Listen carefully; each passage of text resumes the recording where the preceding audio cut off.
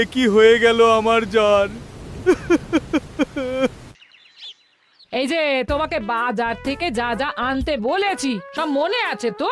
মনে থাকবে কি থাকবে না জানি না, তাই আমি কাগজে একটা ফর্দ বানিয়ে নিয়েছি। গোপাল দাদা, পুটির মায়ের দাঁতের যন্ত্রণাটা আরো বেড়েছে।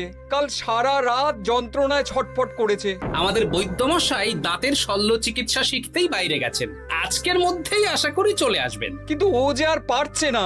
শোনো, তুমি একটা তুলোর মধ্যে লবঙ্গ তেল দিয়ে পুটির মায়ের যে দাঁতে ব্যথা হচ্ছে তার গোড়ায় রাখো। বৈদ্যমশাই এলে আমি তোমাদের বাড়িতে যেতে বলছি। আচ্ছা গোপাল দাদা। যাই, বাজার থেকে চটপট ঘুরে আসি, এরপর আবার রাজসভায় যেতে হবে।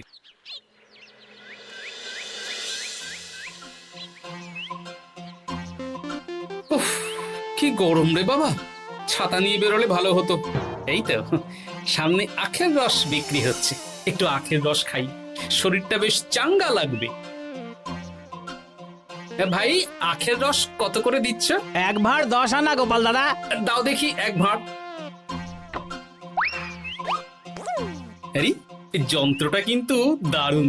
ওই আমাদের রাজ্যের বিজ্ঞানী মশাইয়ের অবদান।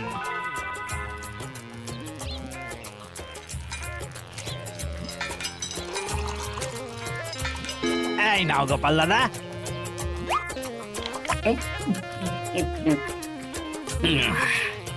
আহ, শান্তি। এই নাও ভাই, তোমার 10 আনা।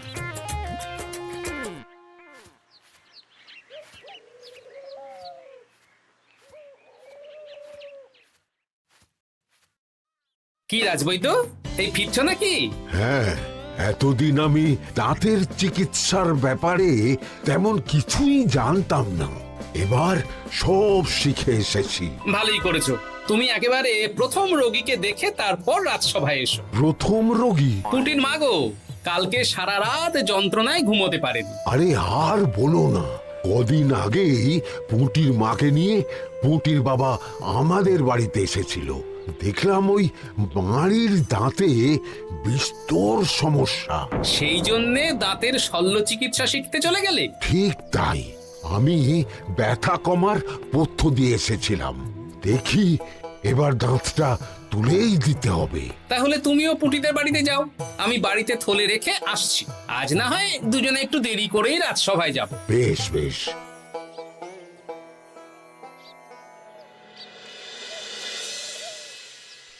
দেখুন মহারাজ, দেখুন আজকে রাজবৈদ্য আসেনি, আর ওদিকে গোপালও ডুব দিয়েছে। এই আনন্দে আমাদেরও ছুটি দিয়ে দিন মহারাজ।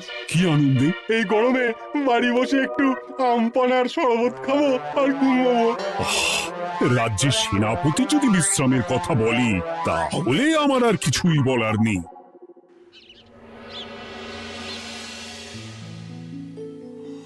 এই তো দাঁতটা পুরো পোকায় খেয়ে নিয়েছিল। এখন দুদিন কোনো কথা বলা যাবে না, শুধু জল বা তরল জাতীয় খাবার খাবে।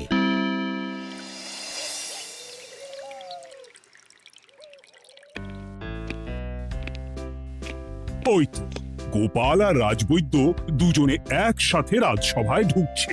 রাজবৈদ্য মশাই ওনার জীবনের প্রথম শল্য চিকিৎসা করছিলেন, তাই আমিও দেখছিলাম। তা কি রাজবৈদ্য, সফল হয়েছো? হ্যাঁ মহারাজ, পুঁটির মায়ের একটা মাড়ির দাঁত পোকায় খেয়ে নিয়েছিল, সেটাই তুলে দিলাম। ভালোই হলো, আমাদের রাজ্যে কোনো দাঁত তোলার বৈদ্য বা চিকিৎসক ছিল না। এখন তুমি সাধারণ রোগ ব্যাধি নিরাময়ের সাথে সাথে দাঁতের চিকিৎসাও করবে। কিন্তু মহারাজ, একটা যে সমস্যা আছে। আবার কি সমস্যা? আমি যে দাঁতের শল্য চিকিৎসা করি এটা তো আর রাজ্যবাসী জানে না, তাই কতজন আর আমার কাছে আসবে সে নিয়ে আমার সন্দেহ আছে। মানে তুমি চাইছো যাতে তোমার কাছে বেশ কিছু রোগী তাড়াতাড়ি আসুক, যাতে তুমি অনুশীলনও করতে পারো, তাই তো? একদম ঠিক ধরেছেন মহারাজ, কাজ না করলে হাত পাকাবো কি করে? তাহলে ভেড়া পিটিয়ে বলে দিলেই তো হয়। এতে তেমন ভালো কাজ হবে বলে মনে হয় না। তা তুমি কি বলতে চাইছো গোপাল? প্রচার হবে, কিন্তু একটু অন্যভাবে। কিভাবে? আজ বিকেলে আমি রাজবৈদ্যর হয়ে প্রচার করব, শুনে নেবেন। বেশ। শুনুন শুনুন শুনুন, আমাদের কৃষ্ণনগরের রাজবৈদ্য এখন দাঁতের শল্য চিকিৎসাও করছেন। যারা যারা আমাদের রাজবৈদ্যের কাছে দাঁত তোলাবেন, তাদের দাঁত তোলার পরে দুদিন কোনো শত্রু থাকবে না। চিকিৎসার সময় সকাল 7টা থেকে সকাল 10টা পর্যন্ত।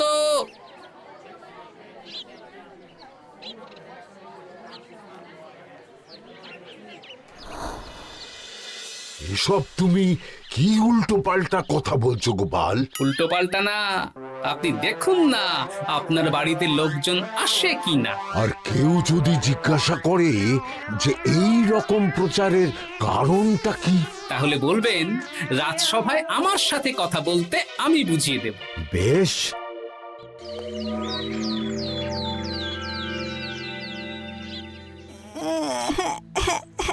তোকে বারবার বলি এত মিষ্টি গুড় কাঠি খাস না। কি করব বাবা, কি ব্যথা!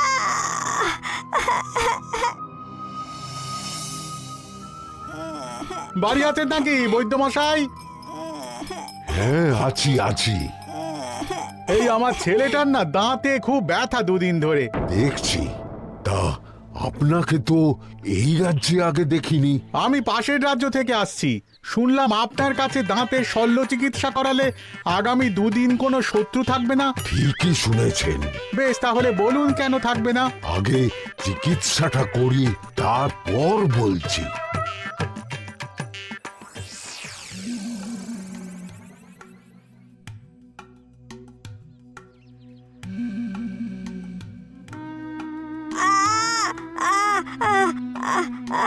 আর চিন্তা নেই, এখন দুদিন কোনো কথা বলা যাবে না। এবার তো বলুন আমার ছেলের আগামী দুদিন কোনো শত্রু থাকবে না কেন? আজকে রাজসভায় চলে আসুন, ওখানে গোপাল এই প্রশ্নের উত্তরটা দিয়ে দেবেন। তা বৈদ্য, তোমার কাছে আজকে কেউ এসেছে?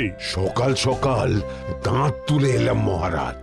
বাবা, একদিনের প্রচারই এই ব্যাপার? মহারাজ, মহারাজ, বাইরে কয়েকজন অপেক্ষা করছে, তারা গোপাল দাদার থেকে কিছু জানতে চায়। তাদের ভিতরে আসতে বলো।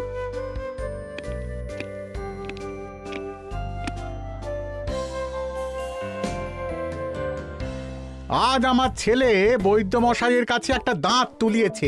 আমি জানতে চাই প্রচার অনুযায়ী আমার ছেলের নাকি আগামী দুদিন কোনো শত্রু থাকবে না, সেটা কেন বলা হয়েছে?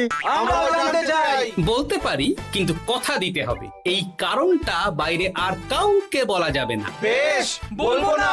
বাংলায় একটা প্রবাদ আছে, বোবার শত্রু নেই।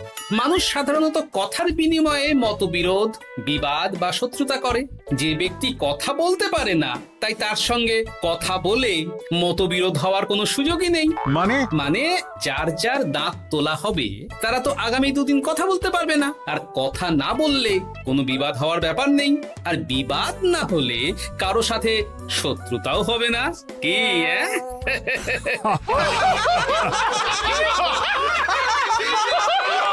এই জন্যই তুমি হাসির রাজা গোপাল ভাঁড়। কে তোমার কথা শুনতে যাবে?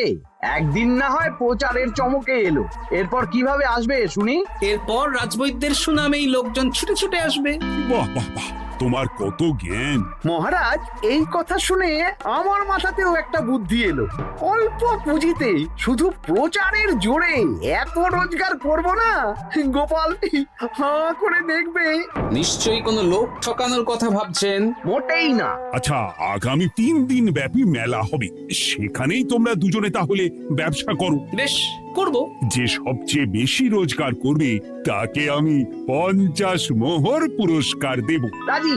মেলার শেষে আমার প্রশংসায় পঞ্চমুখ হবেন সবাই, দেখে নেবেন।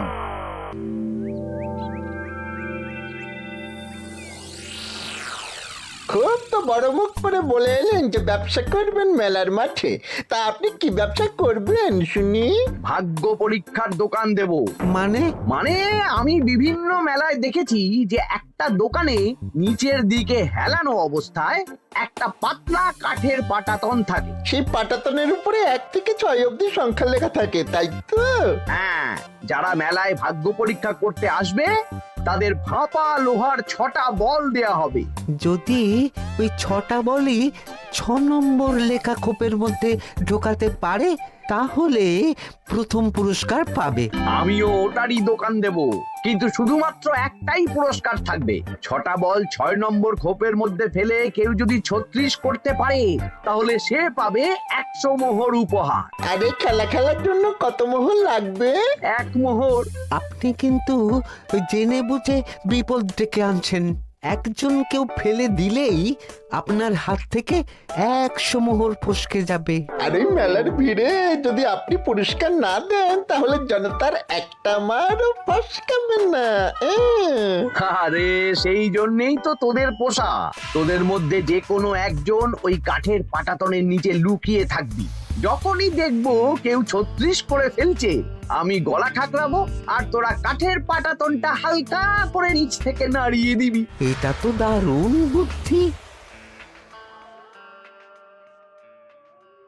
কি বলছো গোপাল, তুমি আখের রসের দোকান দেবে? হ্যাঁ, এই গরমে আখের রসের বেশ চাহিদা। তোমার বানানো ওই যন্ত্রের চাকা ঘোরাবো আর আমার ভাগ্যের চাকা ঘুরবে। সে ঠিক আছে, আমার কয়েকটা যন্ত্র বানানোই আছে। তুমি না হয় মেলায় ব্যবহার করো 3 দিন। ব্যাস, আর চিন্তা নেই।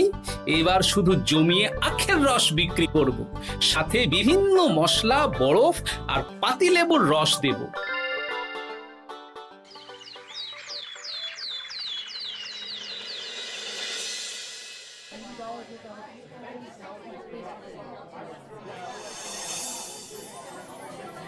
এই দোকানের পানীয় খেয়ে মন হবে বশ।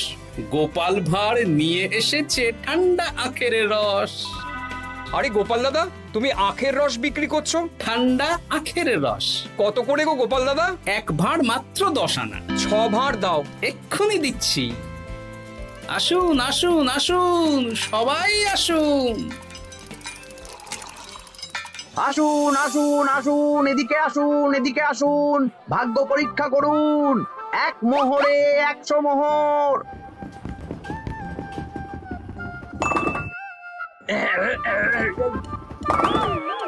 ভাগ্য পরীক্ষা করুন। মন্ত্রী মশাই বলেন কি 1 মোহরে 100? তুমিও ভাগ্য পরীক্ষা করাবে নাকি? একবার বাজিয়ে দেখতে দোষ কি? দাও, আখের রস খেয়ে বরং চলে যাই। এই তো হয়ে এসেছে। এই নাও, ধরো।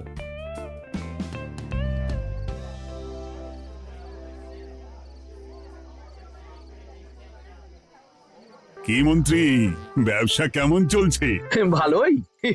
আপনি একবার ভাগ্য পরীক্ষা করে দেখবেন নাকি মহারাজ? না না না, আমি এসবে নেই। জানি আপনার কাছে 100 মোহর নস্যি, তবুও 1 মোহরের বিনিময়ে চেষ্টা করে দেখুন না। আচ্ছা, এত করে বলছো যখন, দেখি। 1 মোহরে 6টা বল। বাবা বাবা বাবা, দেখুন মহারাজ চেষ্টা করে।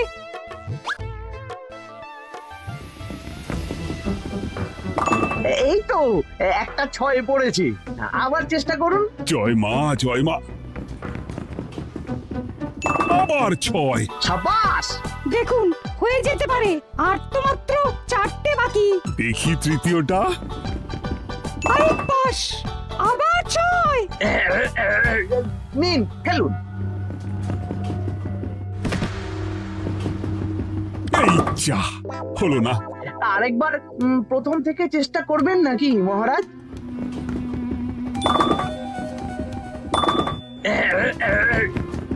না, এবারেও হলো না। 2 মোহর জলে। অন্য সব জায়গায় বাকি সংখ্যাতেও পুরস্কার থাকে, আপনার এখানে নেই কেন? আমার এখানে ধামাকা পুরস্কার, তাই বাকি আর কিছু রাখিনি। 36 করতে পারলেই 100 মোহর। এই নাও মন্ত্রী, 2 মোহর।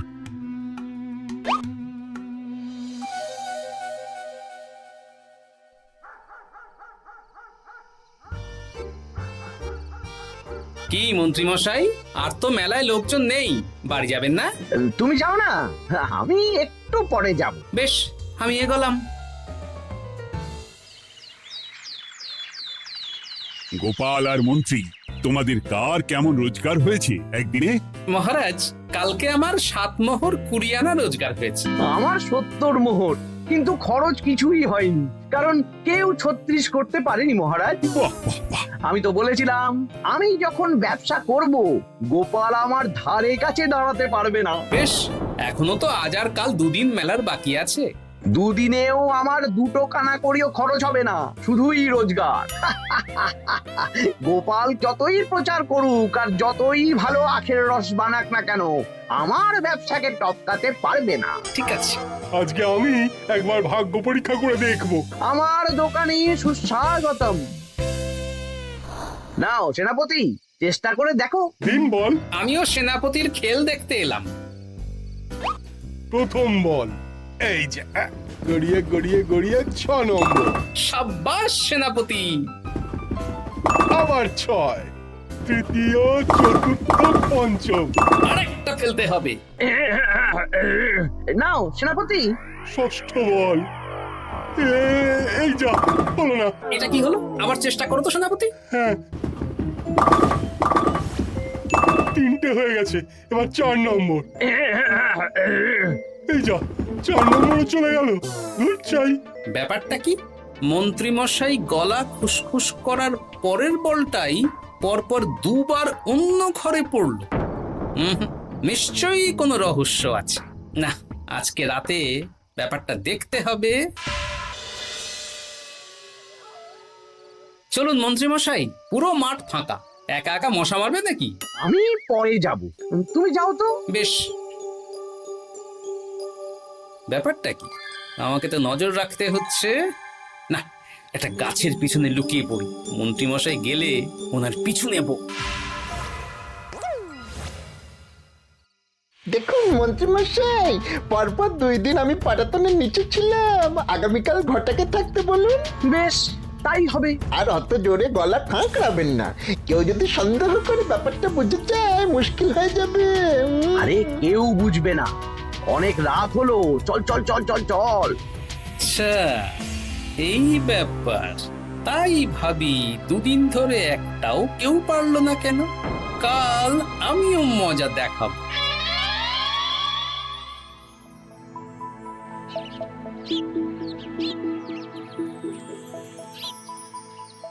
বাবা চলে এসেছেন দেখছি।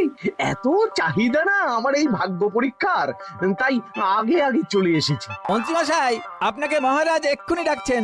এখন কেন? সে তো জানি না, চলুন।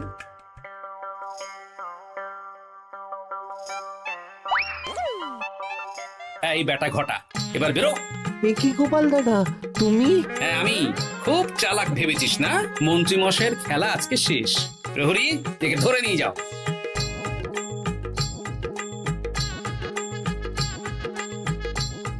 বিজ্ঞানী, তুমি তোমার চুম্বক নিয়ে এসেছো তো? হ্যাঁ, এবার 6 নম্বরের নিচে একটা টান টান করে সমান রেখা টানতে হবে, আগা থেকে গোড়া অবধি।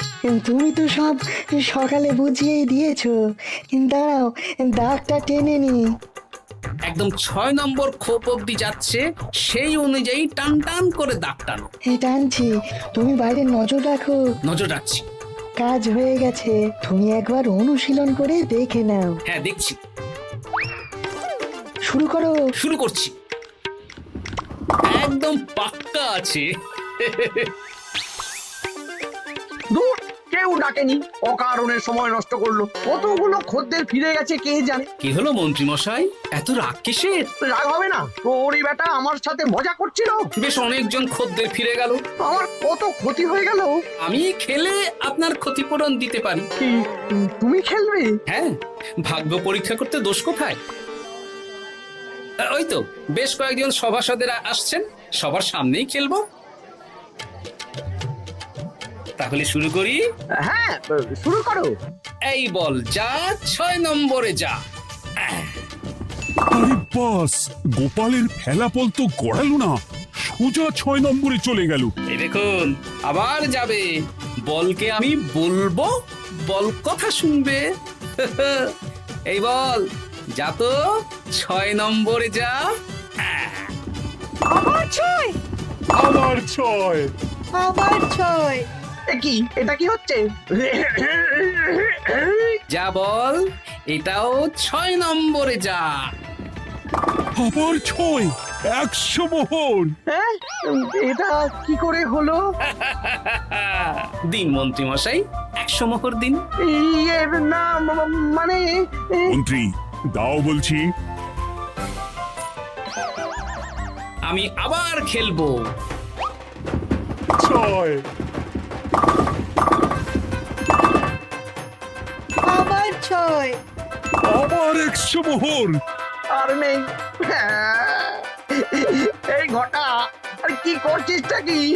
ঘটা নেই মন্ত্রীমশাই, আমি আছি। আর আছে আমার চুম্বক। মানে তোমার কারসাজি ধরা পড়ে গেছে মন্ত্রী। গোপাল আমাদের সব বলেছে। হ্যাঁ, আপনি যেমন ছলনা করে ভাগ্য পরীক্ষার ব্যবসা করছিলেন, তেমনি গোপালও ছলনা করে আপনার ব্যবসা উল্টে দিল।